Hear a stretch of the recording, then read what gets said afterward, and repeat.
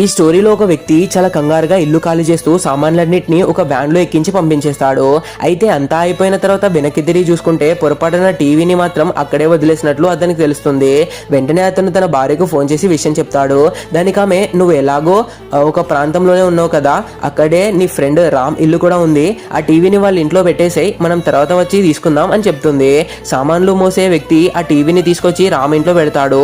మీ friend దీన్ని ఇక్కడే ఉంచమన్నారు, ఇది ఒక ₹1,00,000 టీవీ, జాగ్రత్తగా చూసుకోండి అని హెచ్చరించి వెళ్తాడు.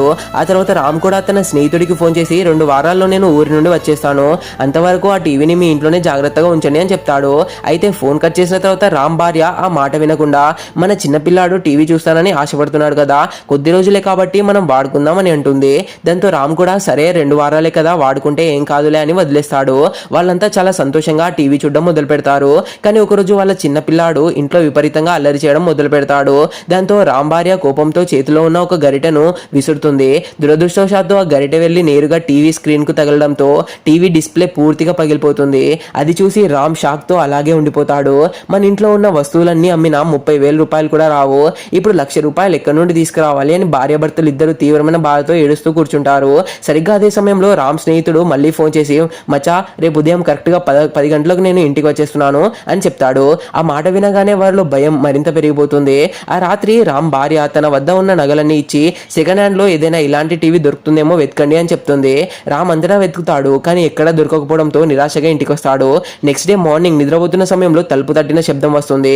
రామ్ బయటకు వచ్చి చూడగా తన స్నేహితుడు మరియు అతనితో కలిసి పనిచేసే వ్యక్తి అక్కడ ఉంటారు.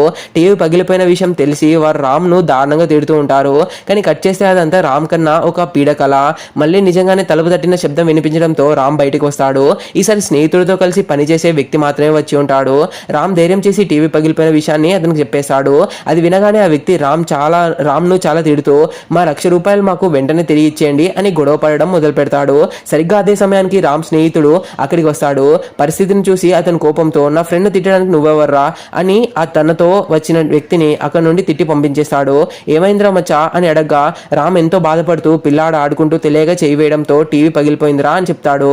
దానికి ఆ స్నేహితుడు నవ్వి, టీవీనే కదా పగిలిపోయింది, 1 నిమిషం ఆగు అని చెప్పి సర్వీస్ సెంటర్ కు కాల్ చేసి రిపేర్ కోసం లొకేషన్ పంపిస్తాడు.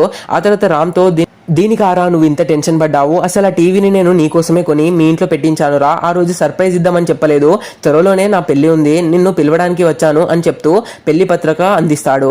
చివరికి సర్వీస్ సెంటర్ నుండి బాగుపడి వచ్చిన టీవీలో రామ్ కుటుంబం మరియు అతని స్నేహితులు అందరూ కలిసి ఎంతో సంతోషంగా టీవీ చూస్తూ ఆనందిస్తారు.